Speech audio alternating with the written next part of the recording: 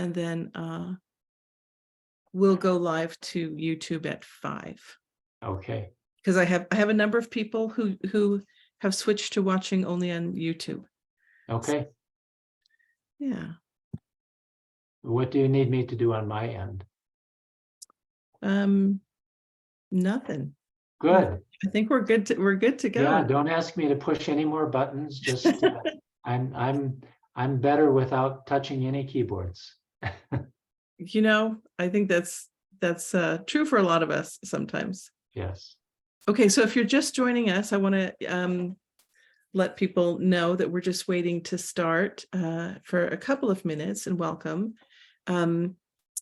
If you could, I see some names I don't recognize, and I would love to know where you're calling in from. If you put it in the chat. We had a couple of times ago, we had an issue where the chat wasn't working. So it helps me if you put something in the chat to tell me where you are. And we can say hi. And then as people join, we'll let them do that as well. But we're just waiting a couple of minutes. I'll wait one more minute. So I have people on YouTube, and if I don't start pretty much on time, I start hearing about it. I start getting texts like, where are you? What's happening? So Pollock Pines, California, Jamaica Plain, Massachusetts, Boston. Wow. Our East Coast people. Hello, welcome. Wisconsin. We were just talking about Wisconsin. Cecilia's in Sunnyvale representing California. Yay.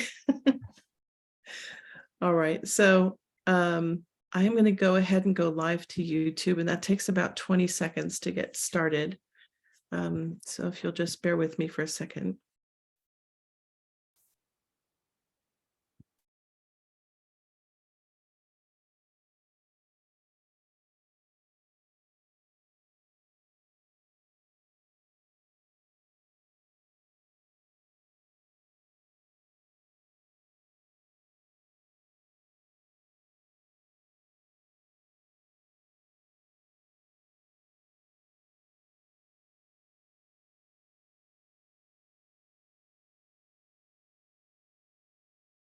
Maybe more than 20 seconds. Okay. All right. We are good to go. So good evening, everyone. Welcome and thank you for joining us. My name is Judy Kitt. I'm the president of the Foundation for Mind Being Research.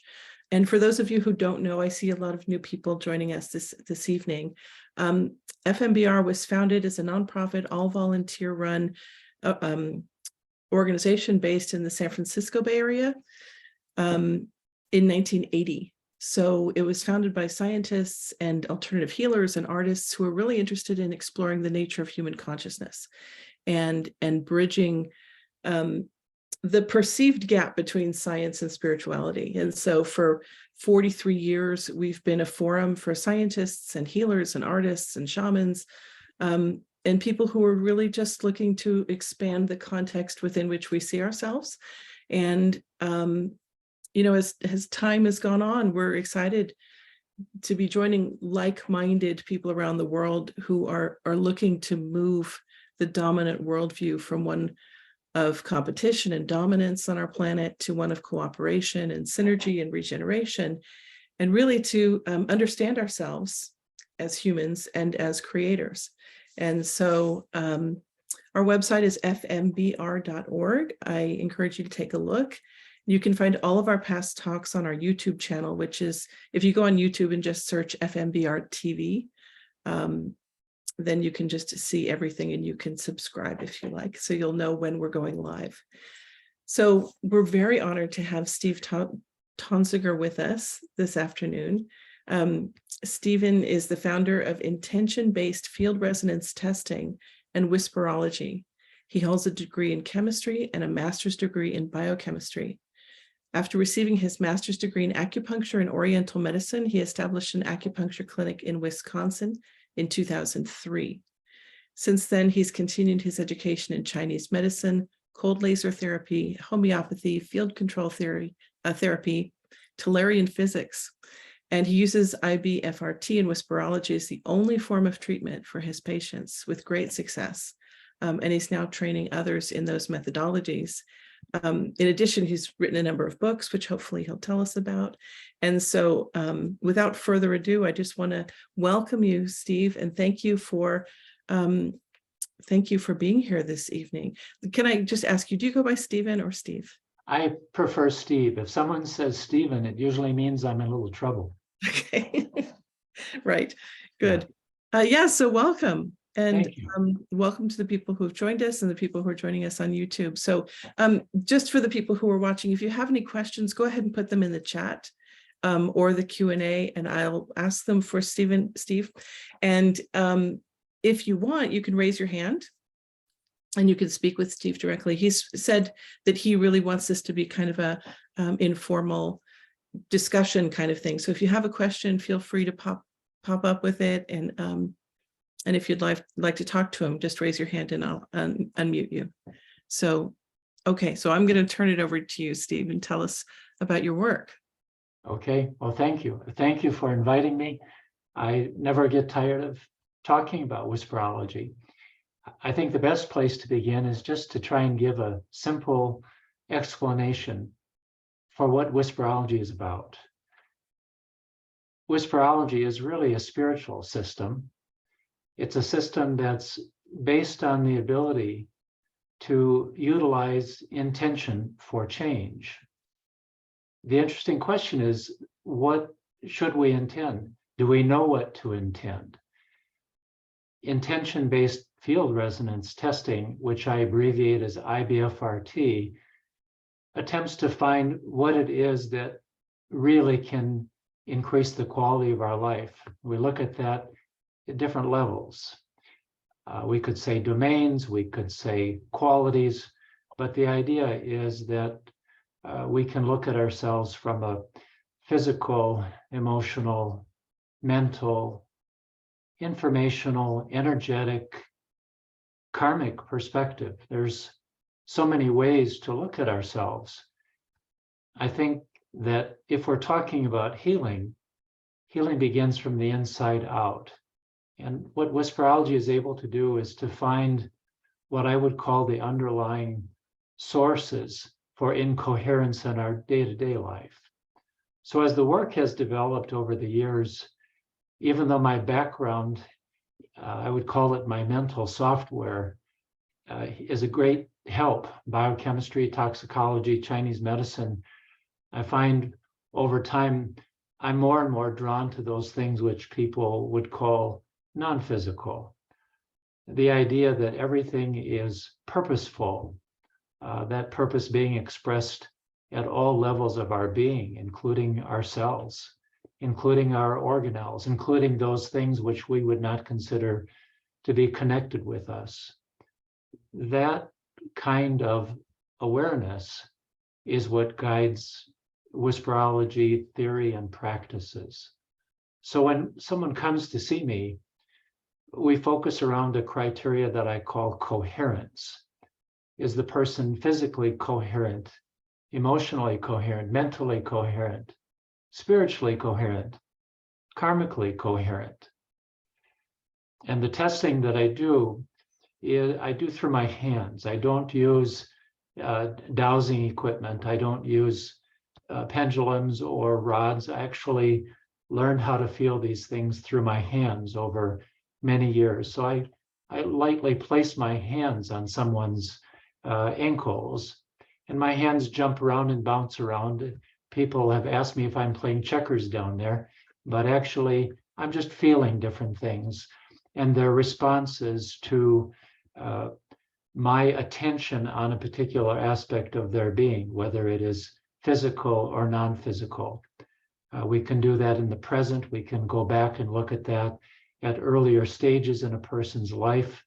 We can also look at that in terms of other lifetimes if people are comfortable with those ideas as well. What emerges is a pattern, a dominant pattern of purposefulness. I believe everybody comes into this life with what I call an overall karmic vector. And those vectors for me are the gifts of the Spirit. Often we're quite clueless. We've managed to forget or be talked out of what that purpose is by the time we are exposed to media, to parents, to our culture. And so it's interesting to me that when people are told through the testing what their karmic vector is, what their purpose is, they often will say, I'm terrible at that, which is exactly right.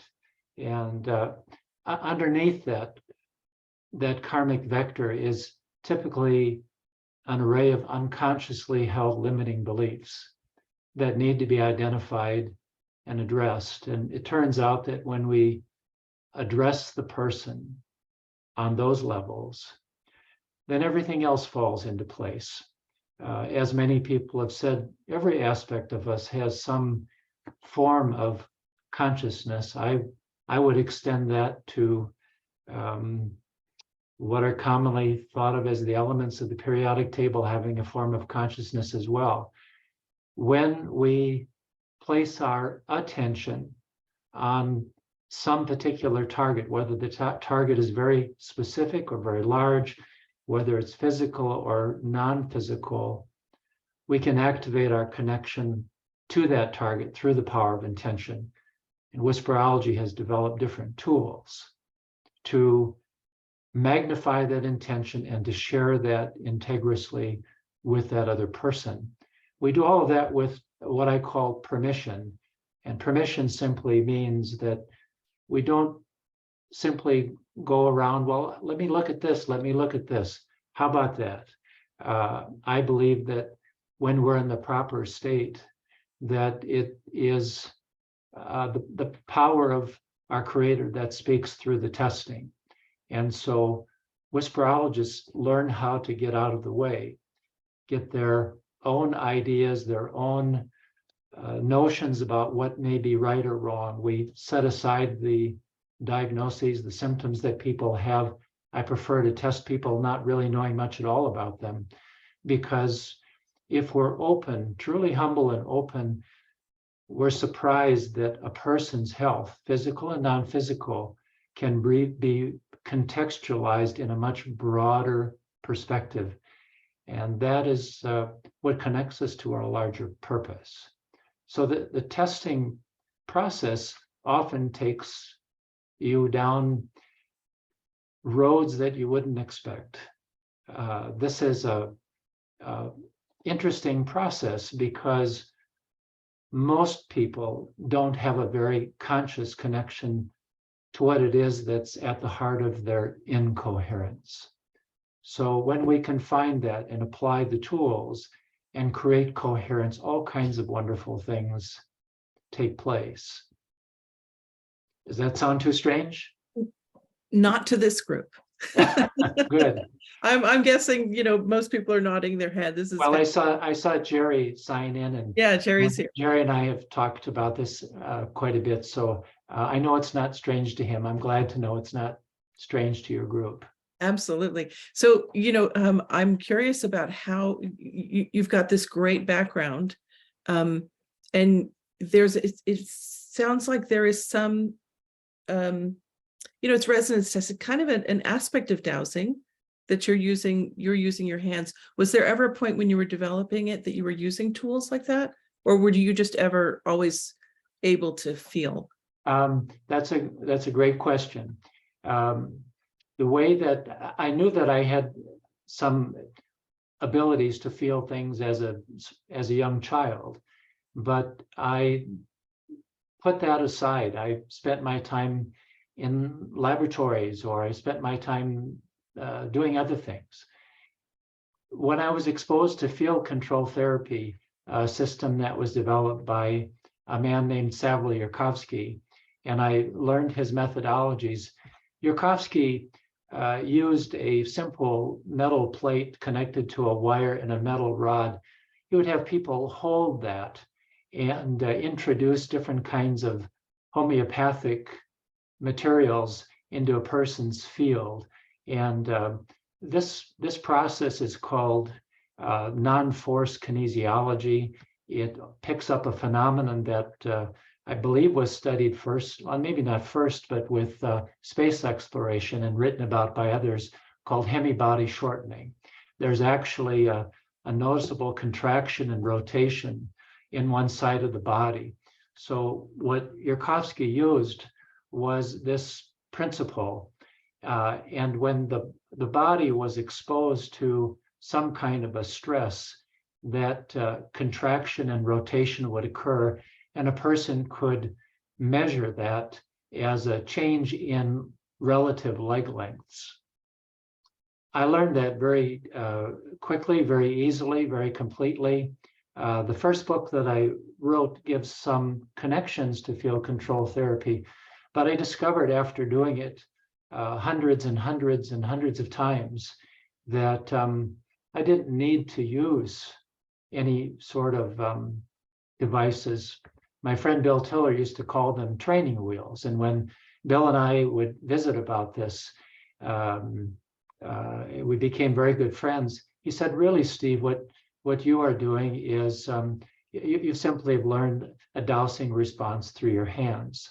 And so when I would put my hands on someone's ankles, I just simply could use my attention. And so I could see their body, I could see C1, or I could look at the lining of their small intestine, or I could ask to go back and look at what their level of consciousness was when they put their mother in mind. I could go back and look at different other aspects. And it was like, as I've written in my books, intention became my mouse. I could go anywhere that I liked. But I also found that humility was required to create the proper space to listen. And it led me to a very important principle in Whisperology that I know not everyone shares with me. And that is this: our good intentions, our desire to help other people, perhaps especially the people we know the best, does not give us license to test. And so Whisperology students are taught that they must always ask for permission in order to test. And I believe that permission comes from God. And when we get out of the way, it's very common for people to, for there not to be permission.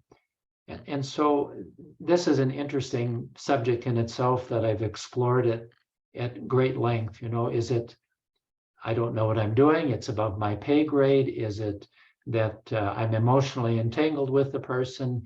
Is it that I'm too tired? Is it the person is not in the right place?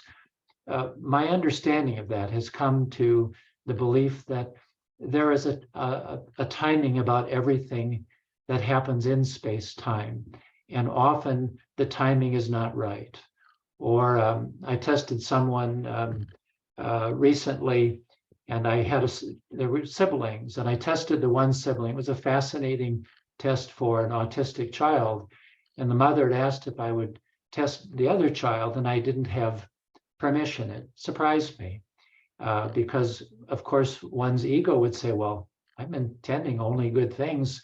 Let's get this other test done. And when I explored it, I discovered, because you can ask why, it had nothing to do with entanglement, but it had to do with the other person being in not a good place at all today. And I need to approach them at a later time. So those things can come up in both remote and local testing situations.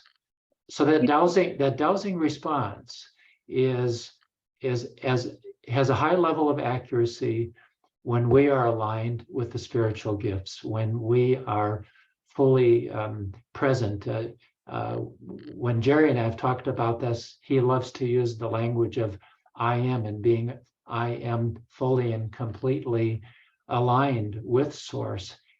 Whisperology does it in, I think, a very similar way, just we language it a little bit differently. Do you ever find a situation in which healing would go against a person's sole purpose for incarnating? if I understand your question right, it reminds me of a group of patients that I was asked to treat a few years ago who were all stage 4 cancer patients. And I flew up north and spent a day in someone's clinic. And I can't remember now if it was 4 or 5 patients that were there. The age range was probably low 50s to upper 70s. I recall that 2 of those people, I had permission to test all of them, but in 2 of the cases, the bio bodysuit, which is the language I like that Bill Tiller used. But the bio bodysuit, when asked what it required, what it needed, and I use extensive lists of verbs to link with specific targets. And when I looked at the bio bodysuit as a whole, the verb in a couple of those cases indicated that it was about helping that person to be comfortable. And the testing took me to all of the non-physical things. And it was beautiful because the healing that took place was non-physical. And the one I remember in particular was about going and making peace with a son. And it was a beautiful, beautiful test. There were a couple of people in that group, and I recall one of them was a man with leukemia. And in his case, the overall intention that the bio bodysuit was expressing was for healing. And I don't remember all the details, but it took me to a long-term radon exposure, which we eliminated through numerical sequences, through imprinting some of the tools of Whisperology. And he made a full recovery because the time wasn't right. I believe our time is appointed.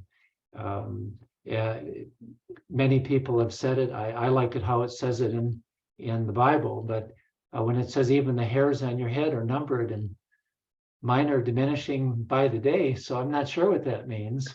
But I do believe that everything is purposeful, from the timing of our life, from our parents, from where we live, but also the quantity of our days, not the quality of them. And it allowed me to recognize the differences. Whisperology doesn't treat any 2 people the same way, but that stage 4 indication as it related to the bio bodysuit was very different in those cases. So part of it, and for some, was letting go of the bio bodysuit, but finishing your healing while you're here. And in other instances, it was appropriate for the bio bodysuit to recover. The time wasn't right.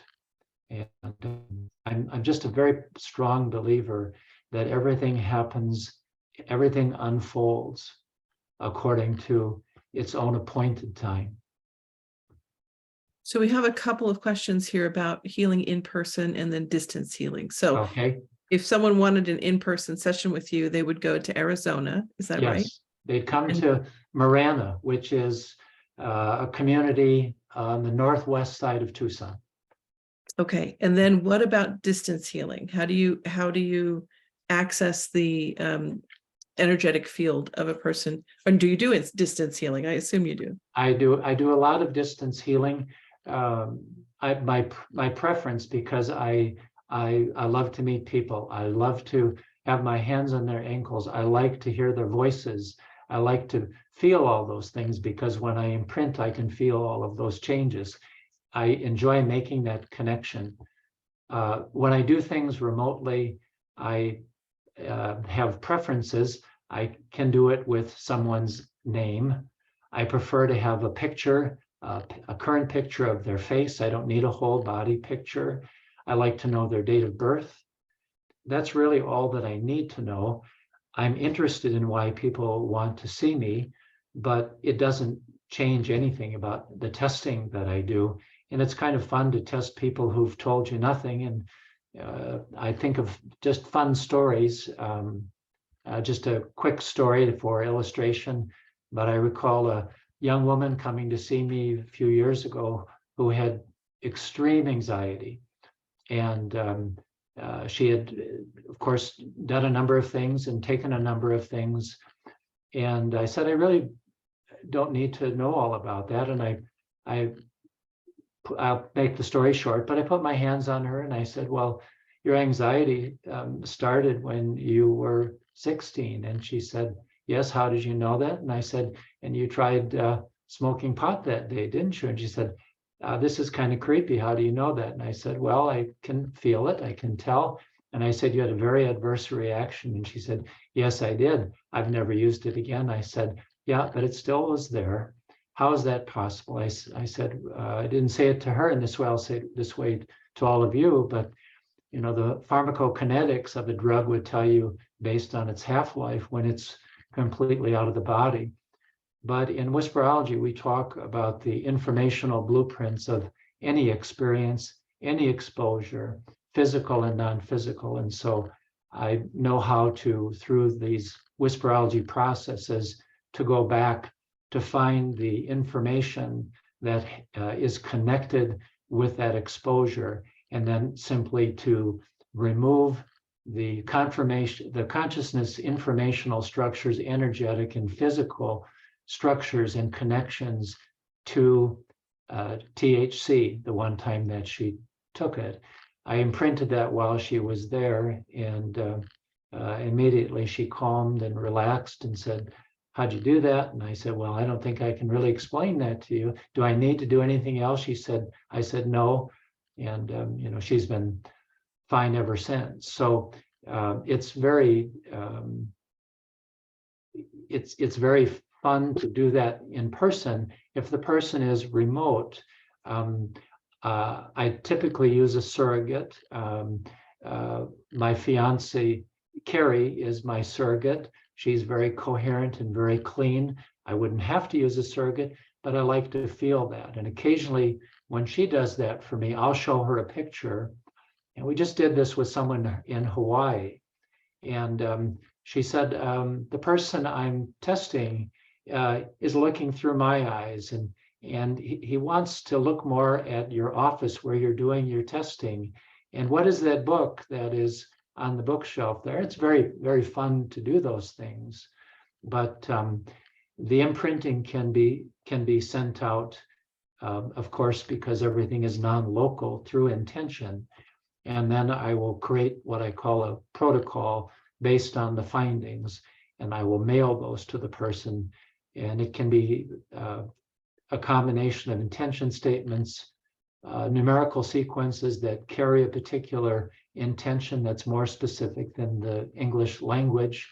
It may also involve certain triangles from what I call the figure, something that I've developed, as well as vials that I imprint just with my hand. I don't imprint anything with any machines, but I'll hold an intention and create what I call an H vial.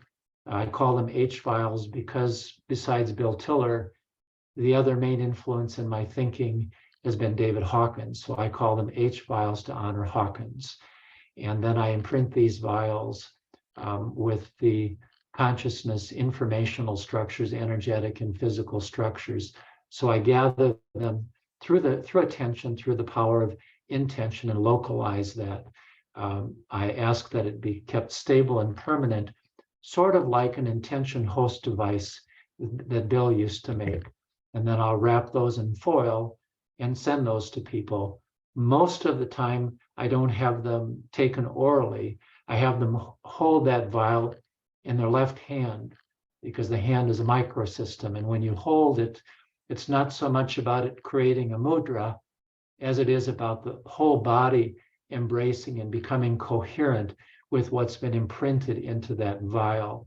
And I do that a lot to create what I call elemental coherence with various elements that are both considered to be important, but also those which are unimportant in conventional thinking for health. So it's not nutritional biochemistry. That's an old hat for me.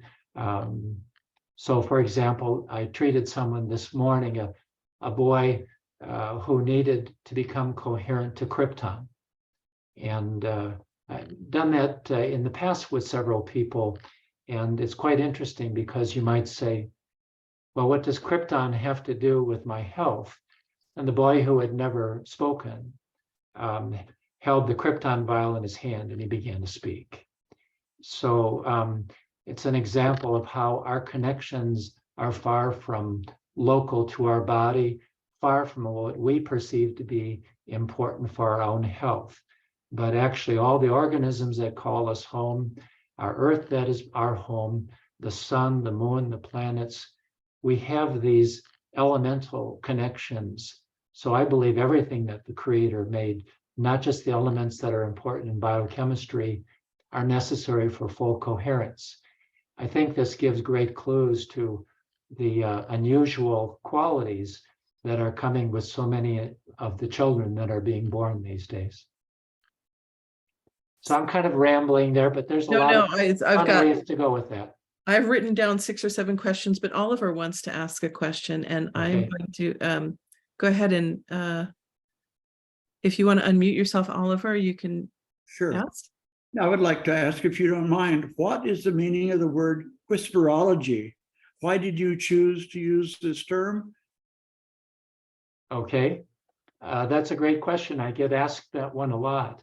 I chose the word whisperology because I wanted the term to intentionally not sound particularly scientific, actually more whimsical.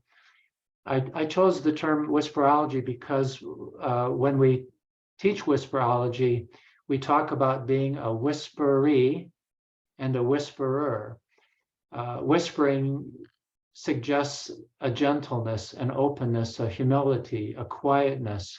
And I believe it's when we are quiet and peaceful that we are most open to hearing God's guidance in the form of a whisper, not in the form of a shout. I feel it through my hands. It's just the way that I feel it. And when we have permission and we formulated an intention statement word by word that is very coherent, and there's permission to share, and one of the whisperology tools has been used and developed along that intention statement, we whisper our healing intention to that person. So I think it's a term that is consistent with the context of reverence, of humility, of gratitude, of thankfulness. That's probably a good way of describing it. So in that sense, it's very similar to the term whisperer. I make a joke about that actually in one of my books called Intention-Based Field Resonance Testing, the Magnification of the Whisper, because when I was seeking the right term to describe what it is that I do, and whisperology came to me, I was reminded of that movie with Robert Redford, The Horse Whisperer. And I know about 3 things about horses. I know better than to stand behind them and what you get to do when you stand behind them. But I think that whispering it reflects a way of being connected with everyone, that when we are silent, when we become quiet, we become aware of the whispering all around us and the whispering that's going through us. Thank you. You're welcome. Yeah, that's gorgeous. Thank you. Okay, so you mentioned that you were friends with Bill Tiller, and Yes. that you've written a book with him, that you wrote a book with him. No, that's not accurate. I didn't write a book with Bill. He and I published a white paper together that is on his site. Bill wrote the foreword for the first 2 of my books, and we were friends for over 10 years. So one of my favorite things when I was in Wisconsin, when I would come to Arizona, would be to spend an afternoon with Bill and Jean, and we became good friends that way, talking shop And I just have lots of dear and wonderful conversations about that. Yes. I hear so many stories about how generous he was with his time and his attention and his knowledge. Well, he was a really wonderful person. And Gene, Bill would not have realized his insights without Gene. And Bill was quick to say that. He often wrote that. And Gene was a delightful person. And I think you have to understand his work in terms of the partnership that he shared with Gene. They meditated from a very young age. They were very much inspired by Edgar Cayce. One of my favorite books that Gene gave my wife, Ardith, who passed away about 2.5 years ago, was Edgar Cayce's the books from his study group. So I'm very, very fond of those books. My connection with Bill is just a fun story. It goes back to, I think, 2003, 2004, but there was a doctor from the Mayo system, Dr. Nisha Manek, that came to see me. And Nisha is familiar to your audience, and she's a good friend, but I helped her with some things, and she was very interested in how it all worked.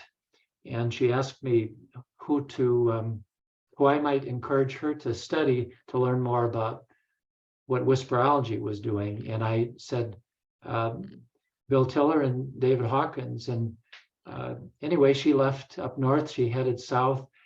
We didn't stay in close contact, but it was a few years later when I had some interesting findings that I thought should be put into a paper that I reached out to Bill. I had met him at a conference actually in Arizona a few years before that. What I didn't know is that Nisha had gone down, and the way she said it to me was pleaded with Bill several times, would you please let me follow you about? I'd like to learn what you do. And Bill eventually agreed. So when I reached out to Bill, and Bill said to Nisha, do you know this guy up in Wisconsin? It was a very fun reunion, and that led me to reconnect and become good friends with Bill. So, Oh, that's wonderful. Yeah.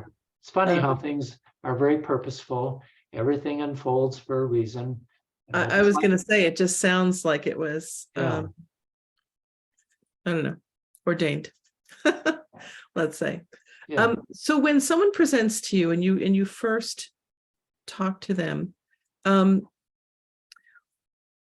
would imagine, the human biophysical system is very complex, and there are probably a number of things going on. How do you determine priority? Does the body tell you, or does, what is the, because I would imagine that sometimes when people come to you for one thing and you say, okay, yes, we're going to deal with that, but here's something else that's more pressing. Is there a hierarchy of things that you need to address? I think that's a great question. The answer to that, I think, is yes. There is a protocol that I teach the students to follow, but the protocol varies in how it winds up being used based on the responses. So the place that we always begin is with prayer or with meditation. Jerry would call it affirmation. We have to be in that right place. Testing always begins with, is there permission to test? And the belief, the thought, the intention that whatever we are doing is honoring to what God is manifesting at this moment. So we always begin there.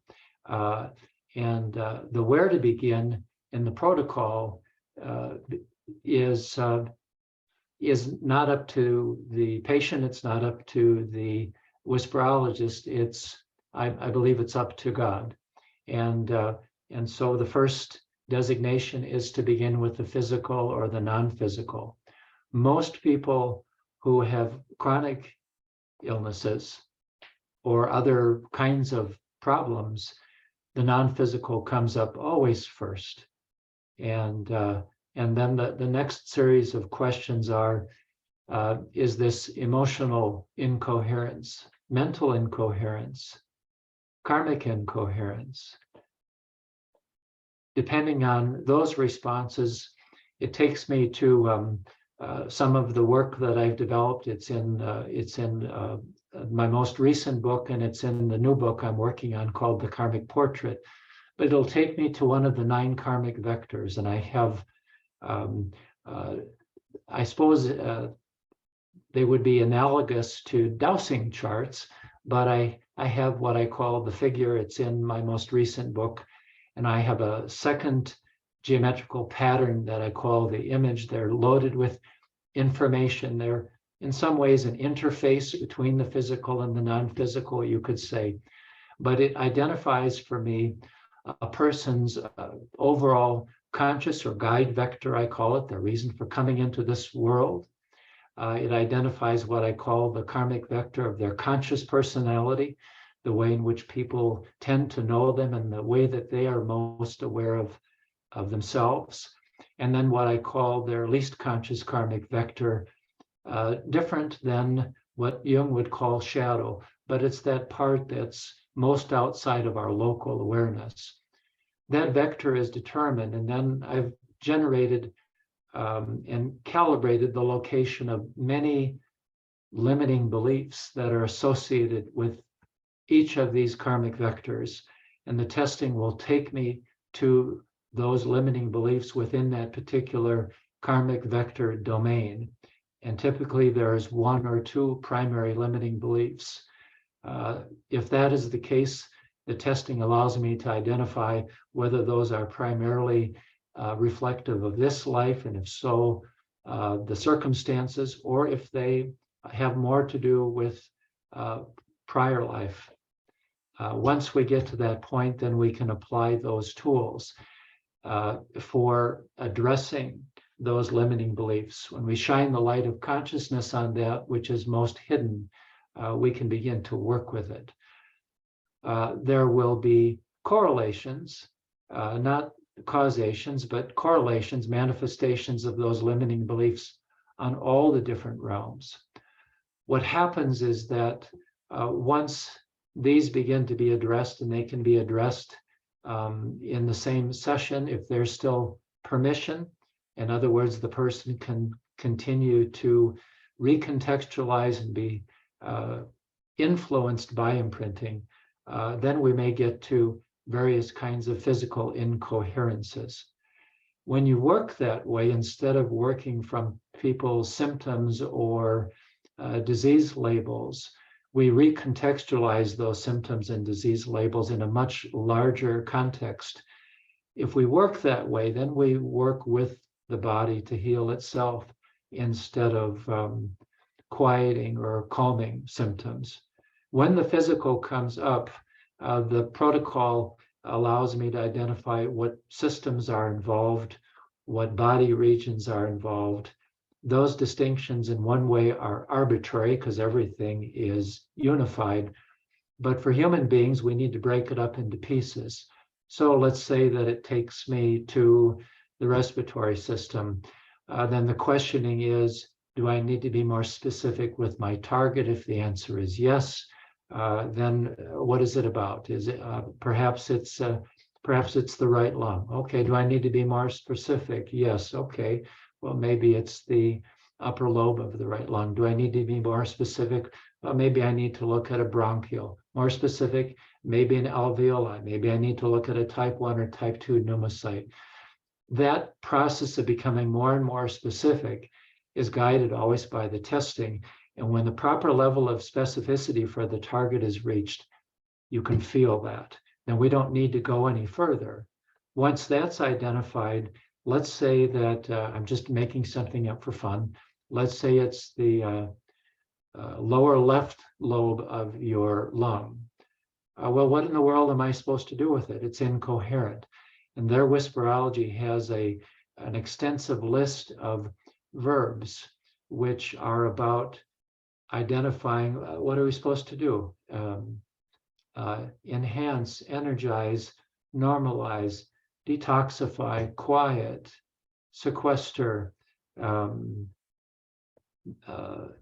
That combined with the local conditions that are affecting that lobe are what generate the intention statement. So once that target is identified, once we know what we're supposed to be doing to help that target, then Whisperology asks what are the underlying local conditions that affect the lower lobe of the left lung. And those conditions can be physical or non-physical. There may be 2 or 3 conditions. They may be in this lifetime. They may be from another lifetime. And those are identified one by one. Once those are identified, let's say that the lower left lobe shows for that there's incoherence to some kind of mycoplasma. Well, what do we do about that? If we take off the limited context of germ theory, we might find out that perhaps what we don't need to do is to eliminate or destroy or vanquish something. Maybe we need to make peace with it. Maybe we need to integrate with it. And this kind of thinking of going outside of what we would presume we should do if some sort of bacterial or viral or parasitical incoherence emerges really changes how we interact with the person. So becoming more coherent isn't always about getting rid of something. It's about becoming harmonious with something, about integrating something. This is especially true with elemental coherence. So once we found that, once we've identified these local conditions and what it is that we need to do and the targets, that's the point at which we can determine which tools in Whisperology to apply. So for example, if the tool was a numerical sequence that would carry that full intention, that numerical sequence looks different depending on what the level of specificity of the target, the action about the target, the local condition, what it is we're supposed to do about that local condition. Every word is creative. Every word is powerful. And so a lot of time is taken determining exactly what that intention is before we apply any tools. Those intention statements can be calibrated for their level of consciousness, their level of truth. Those words are powerful, and when they're right, and a person also is given those words, they connect also with their own healing in addition to any tools. That's amazing work. I'm wondering if you find just kind of do you ever find trends in things that people who come to you are looking to heal? Like it's like people will kind of bunch together and they'll all be dealing with the same issue. I'm asking, I don't have a specific question, but I'm noticing a lot of talk right now about trauma, about, Yes. Physical trauma, mental trauma, emotional trauma, and how that's really seems to be up for healing in our society, because there's a lot of it. And so I'm just wondering about things that come up in waves or in groups. Is that something you see ever? I do see that. When I was in Wisconsin, there was a period of time where it seemed like there was an unusually large number of kids on the autism Asperger's spectrum that were coming to see me. I found that to be very interesting. When I retired and I unretired. I retired because I needed to care for my wife who passed away from cancer. And when I was ready to return to a combination of teaching and writing and treating, the first things that I was receiving over and over again were all kinds of COVID-related things. And not just on a physical level. And it's very easy with Whisperology to see that the not just the vaccine, but the COVID hysteria. All you have to do is put your hands on someone and just have them think of COVID. And most people's coherence is drastically affected. So I believe our global consciousness is infected also by limiting beliefs and by incoherent thinking. And I don't want to offend anybody, but for me, COVID is a very good example of that. And so there were many people who were contacting me, even when I was not available for a time, with all kinds of COVID-related questions, including what do I think of this theory and that theory, and can you calibrate this theory for me? Can you tell me if this is where it really came from, and this and that. What I feel right now, though, is, and this has been shared with me from other people, and Jerry and I actually talked about this recently too, but there's such a strong desire, a belief that the world is changing, that we are evolving, we are changing, and I do believe that the things which are intended to do us good, that often are not all they are cracked up to be, are a sort of mutative influence in the evolving consciousness of human beings. So that to me makes a lot of sense. And because I think everything is purposeful, it isn't an accident when we have a number of people who are coming with the same kinds of questions, right? Because they're resonating with the same sorts of questions that are reflective of a particular context. One of my favorite teachings that I learned in a better way from Hawkins, that is throughout my books, is that it's all about context. Content is only meaningful within a particular context. And our context as a culture, but humanity, is expanding, it is evolving, and it's creating a space for the new children that are coming into this world. It is a transformative aspect, a transformative power. We're pulling new information into space-time, into our world, and people are being impacted by it. Absolutely agree with you. And I think a lot of people who listen to this will probably feel that that's kind of why we incarnated at this time, to help make that transition, right? To move. I agree with that. Yes, it's thoroughly purposeful, and for me, when I test and I look at people's karmic vectors, and we think about how it is that we can manifest our purpose, so much of it is connected to that which is not apparently personal, that people perceive to be personal. It's for our neighbors, it's for our community, it's for our world. I'm sure others have read this or said it, but I'm so fond of comments like the ones Hawkins made when he was asked what people should do, and he had a pretty interesting sense of humor. I can be irreverent too, but he told people, would you just stay home and work on getting your own house in order? When you get your own house in order, because we're all connected, we raise the consciousness of the whole planet. Absolutely. That's beautiful. Mary Faith wants to know if you work with pets. I do. I don't advertise it because of my own limiting beliefs. Carrie loves to use my own language on me, which is, I say something like, I don't know about that. And she said, well, that sounds like a limiting belief. So I wouldn't say under duress, but I have worked with a few animals. I feel like I would be more comfortable if I had veterinarian training.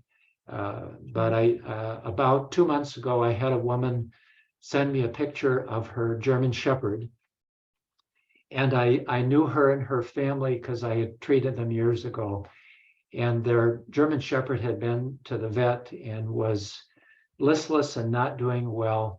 The dog had been vaccinated, which is a great way to harm an animal. That's a soapbox I have, but I'll get off it really fast. But anyway, the German Shepherd was vaccinated to prevent it from getting sick. It had powerful autoimmune reactions to the vaccines, which I cleared through my hands remotely.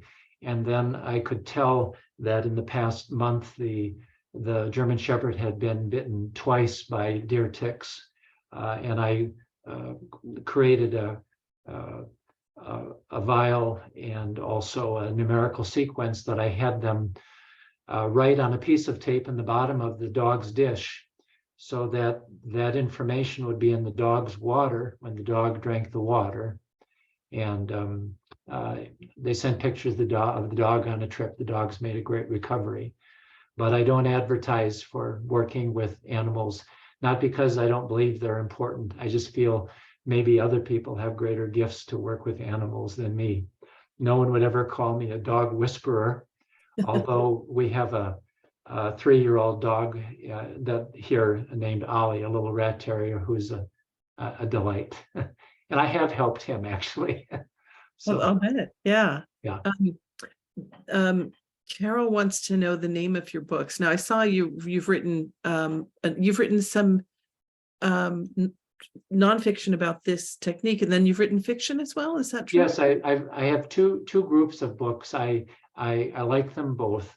There was a book that I wrote initially, which describes why field control therapy was not something that I could stay with. I needed to expand my context. And it's a book that talks about primarily the findings and putting field control therapy into a context that was not in agreement with its founder, who saw what I did as pseudoscience. And I knew that what I was doing, many people would call spiritual science or source science. And that first book sort of stands apart. And then since that time, there are 3 books. They all share the same main title, Intention-Based Field Resonance Testing. And they're The Power of the Whisper, which is about how to get out of the way and do whisperology. The Magnification of the Whisper, which is about magnifying whispering through the tool primarily of developing numerical sequences. And my last book, which is my favorite in that group, is called The Geometry of the Whisper. And the book that I'm writing, the Karmic Portrait, is an extension of that with a new geometrical design that I call the image.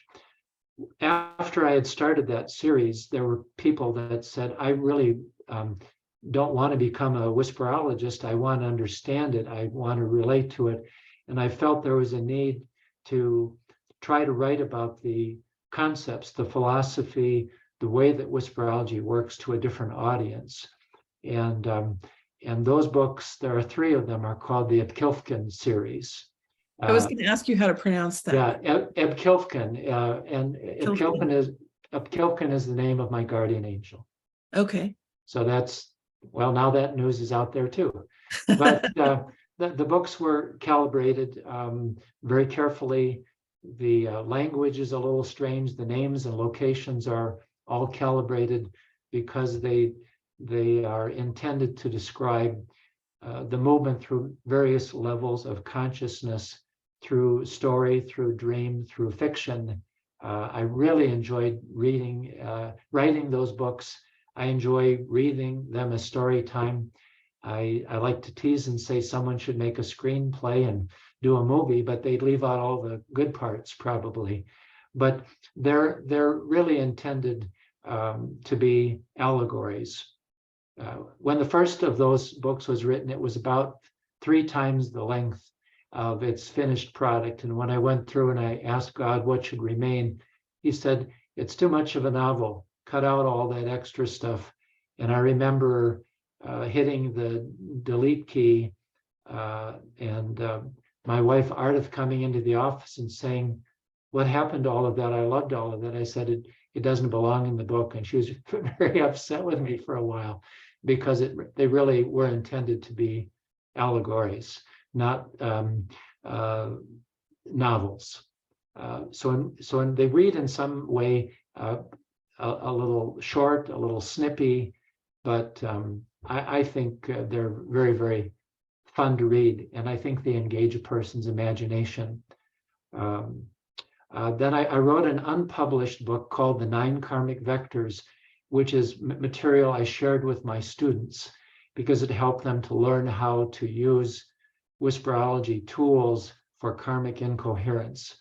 And I've toyed with publishing that separately and making it for a more general audience. But I've also decided to include it in a book that's intended for a more serious audience, and that book is called The Karmic Portrait. I hope to have it finished next year. Oh, that's exciting. That sounds, Mary Faith wants to know which book is best. The one that will have the least chance of putting you to sleep, I suppose that means. I think it really depends on what you're drawn to. I think a good way would be to read 2 books. I would she does for beginners. Sorry. Well, I think if you like fiction, if you like allegories, I would read the first in the series, which is called The Dreams of Ipkilfkin. And if you want to understand Whisperology more deeply, I would read Intention-Based Field Resonance Testing, The Geometry of the Whisper, because it has a chapter in it that speaks about the origins of Whisperology, and it would help people to appreciate what's in the other books. And then if they wanted to, they could go and read those books. But all of the drills that often are given to people are in the first in that series, which is called The Power of the Whisper. You titled that The Geometry of the Whisper. Is this sacred geometry, biogeometry? It's not biogeometry. There are certainly biogeometry properties with the what I call the image, which is a pattern of 63 triangles. It's a particular. It's in the book. I suppose you could call it sacred geometry, but it was something that came to me, and I described the creation of that figure in the introduction of that book. But the geometry, we can represent an event in 2 dimensions with space. And when this was being developed and I was testing, what I received was that the best way to represent an intention, a singular event, was in 2 dimensions, was with a space, and that space would be a triangle, but not an equilateral triangle. It needed to be an isosceles triangle. And that triangle symbolically also represents context. So when students are tested to explain context and content and how that relates to a triangle, we say that the smallest triangle possible contains a singular event, a single piece of content. The lines of that triangle define the context, and everything outside of that is outside of that context. And we can understand events, we can understand structures in terms of the content being within that particular context, within that particular space. So we can use space as a way of representing a single event, a single intention. So the larger those spaces become, they can hold different qualities, different aspects of our being. The geometry of the whisper is about how this particular configuration I call the image holds spaces for physical coherence, emotional coherence, different levels of mental coherence, as well as different forms of spiritual coherence. That's what that book is really about. That's amazing. I have a question about coherence, Okay. and I'm trying to formulate it. How would you define emotional, mental, spiritual coherent? You know, what is your working definition? Coherence has to have a source, an object, a direction to which it is aligned. And I think a vector is a good way to think about that without getting too mathematical about it. It has a direction and it has an amplitude. So I think vector is a good language for it. When we align with one of the gifts of the Spirit, when we align with love, for example, coherence is that alignment with a target. Our organs align to a target. Our cells align to a target. Our day-to-day experiences align with a particular target. The question is, what is that target? And are they aligned to their original purpose? So this is true even on a cellular level, that when there's a cellular incoherence, we use our language, the power to create, the power of our language to align ourselves to source, to align ourselves to a particular purpose. We align to a particular direction, an activity, something that we need to accomplish. Our body is completely aware of that, although it's not the body itself, it's the consciousness that is being expressed, I would say permeated, that permeates the body. It's a different little story, but I think we confuse the parts of the body with that which is emergent through the body. Bill liked to say that consciousness was an emergent property of spirit moving through matter. I think it's a beautiful way to think about it. When we use our intention, and this gets into the thermodynamics of healing, I think it's one of the best things that Bill gave healers to understand. How does healing work? To me, it works because it's a negentropic process. So whether you talk about 0-point energy or the vacuum or empty space, which is not really empty space, or a different domain, what we're doing when we are creating an intention is we are creating coherent information from a non-physical domain.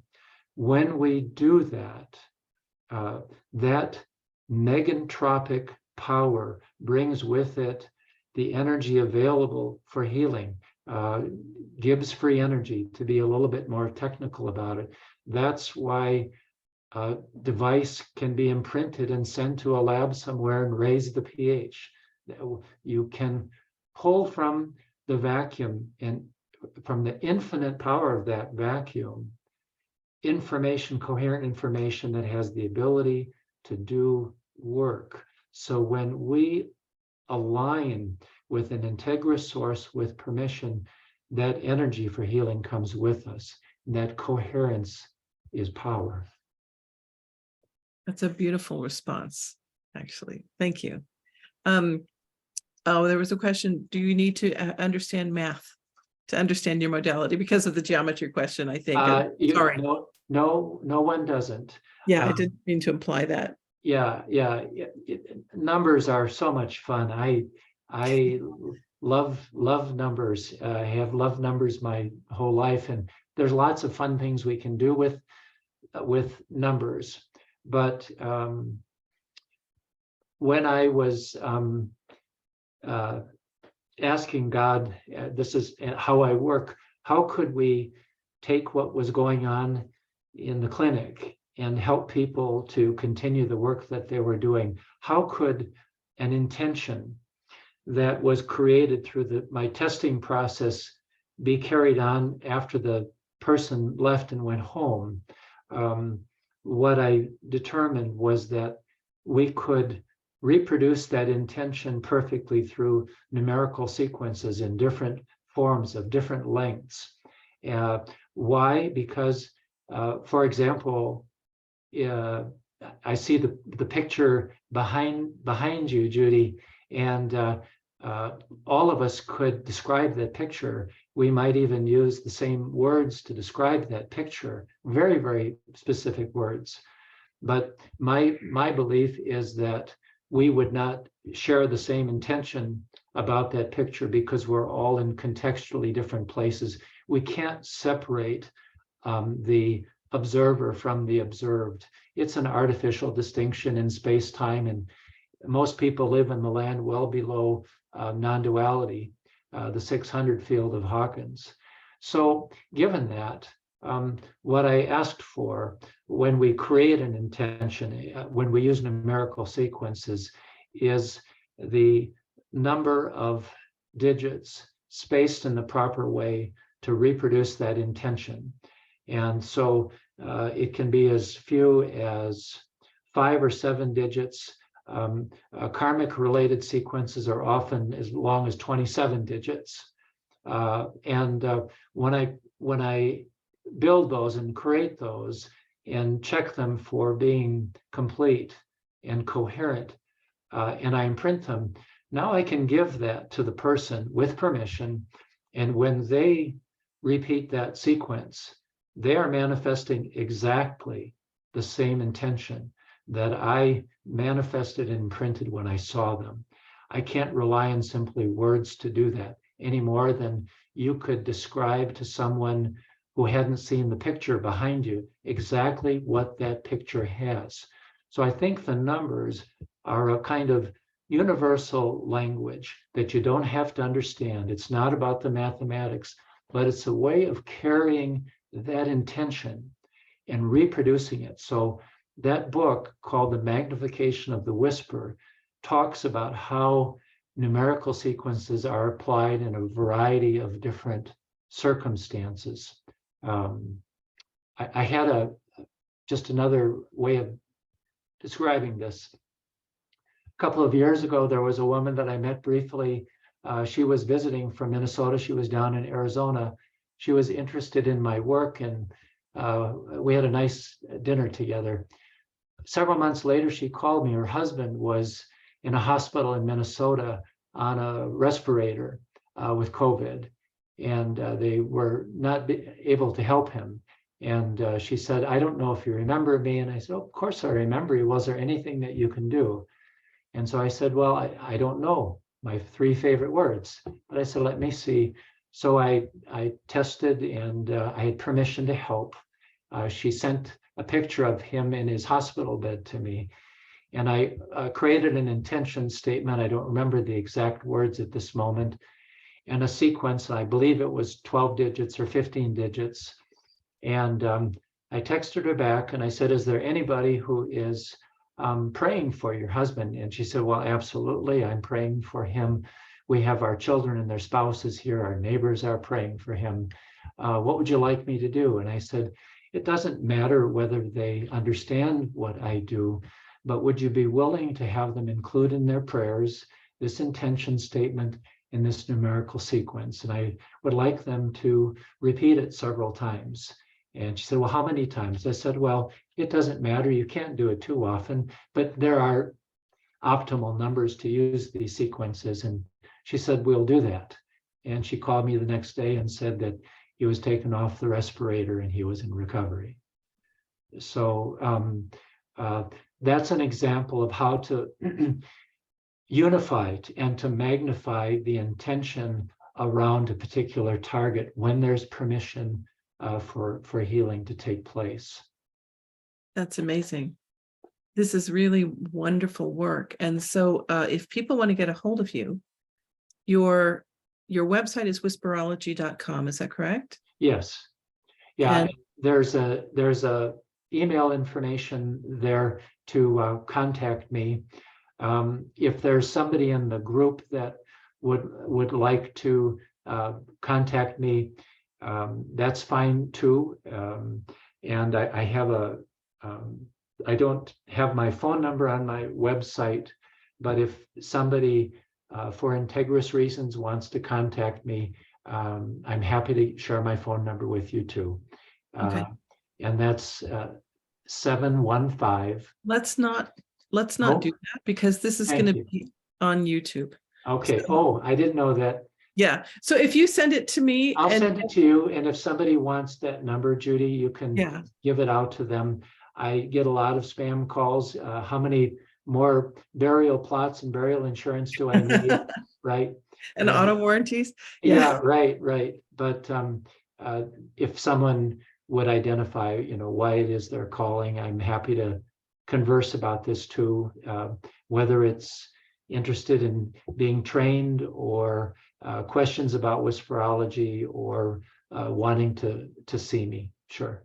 Yeah, that's good. I want to bring up that you train people to do this as well. Well, that's become my passion. When my wife passed away and I had the opportunity to talk about where things were going, I might get slightly emotional, but I'm good. But I think this is important to say. I was encouraged to continue to do the work, but not to spend all of my time treating people or writing. But if Whisperology was going to continue, I needed to spend more time developing a program to train people. And we're at about a dozen people who are, I think, well trained. And I train only in small groups because the training is very hands-on. I can't do it just through lectures. I have to feel things. Don't have to, but it's helpful for me to put my hands on people. And so the first training that I developed, which is the only training I have at this time, is a one-year program. It requires a person to be with me for 4 3-day weekends, an all-day Friday, Saturday, and Sunday, with some Zoom meetings in between with homework and things to do. But they need to actually practice this, and I think be able to interact with me to learn it. So that information, there's some on my website too. And so I've just started to identify new students for this coming October, which is when I'll start a new class. I have a current class that'll be finishing the end of September, and then I'll have a new class that I'll be starting in October. So it's roughly October and January and April and the following September that I have those people come to Arizona for the training. Okay, last question from Liz. Okay. Says she's not very energetically perceptive. Is Whisperology something that she can learn? Do you have to be sensitive? I think I know what you're asking. I think that that's almost an impossible question to answer, except in the abstract. My belief is that everyone, when they are integrous and are open to being led, has some intrinsic ability to be a healing influence to others. Many people who have no medical background are exceptionally good at this. They know how to get out of the way. They believe thoroughly in the purposefulness of life and that God has a plan in their life, whatever language that they use. The first seminar spends a lot of time. It has sections in it about imprinting the practitioner, which is about identifying the limiting beliefs that interfere with your ability to feel, to test with accuracy. that's why Whisperology is also, the Whisperologist's own spiritual journey. And I think the people who have been trained will tell you that they are very different people than when they started, because Whisperology recontextualizes your own life. That makes it especially fun for me. So my answer would be, I would imagine that someone who sincerely wants to help, to heal, to be a vehicle for helping others, will be able to learn this completely. Sometimes the people that have had the greatest difficulty are those who have a lot of degrees, a lot of training, because you have to let go of that to learn something new. And generating the intensity of intention for imprinting is about getting out of the way. It's not about how smart you are, how hard you're trying, how many degrees you have. It's how much love can you bring? How open can you be to letting God use you to heal other people? And some of the people who are doing this most powerfully now had zero medical training. I can teach people those kinds of things. You can read about it. You can learn all you like about biochemistry, toxicology, anatomy, physiology, Chinese medicine, you name it. But I can't teach you to have a loving and kind heart. Mm-hmm. That's between you and our Creator.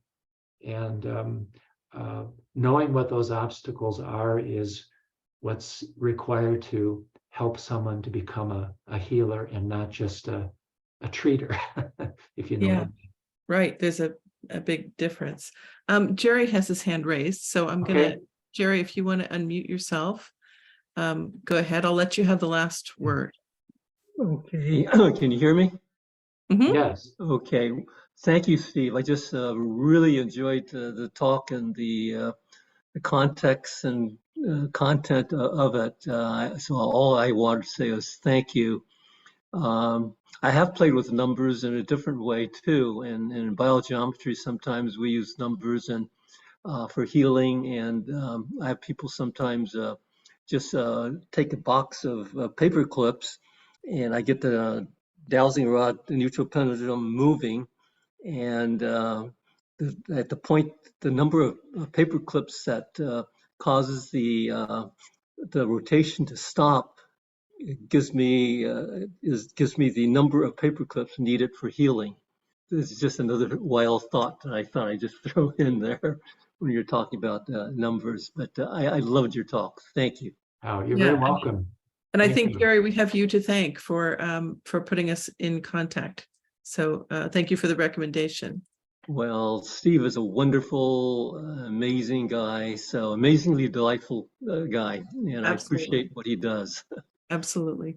Well, thanks for those kind words, Jerry. I don't know how much I should pay you for each adjective that you used there, but if this was interesting and helpful, and if you would like me to come back sometime again and talk about these things, I'm happy to do that. And as you mentioned, Judy, if there are people who do want to talk about this and they want to get contact information from you, I'm very happy to talk to them. I feel that's my main mission, is to spread Whisperology and the power of intention, to democratize intention, that all of us can be healers, and that we have this capacity for self-healing, but we need people to show us that it's possible and to open us up to the mysteries of our own being. We are so clueless about how gifted, how much potential we have. And Whisperology is not the only tool, but it's a marvelous tool to connect us with that unlimited presence that we are permeated by, that is our home. Absolutely. And what an adventure that is, to explore that expanded world, that expanded context. Ashlyn says that you were an amazing teacher, by the way. Oh, well, that's nice of her to say. Thank you, Ashlyn. I just want to thank you so much for being here. Really fascinating work. And thank you for your work in the world. I really know that this is helping to move our collective consciousness, as well as our individual consciousness, to evolve it. And so thank you very much. And thank you everyone for joining us this evening. Have a great evening, and we'll see you next time.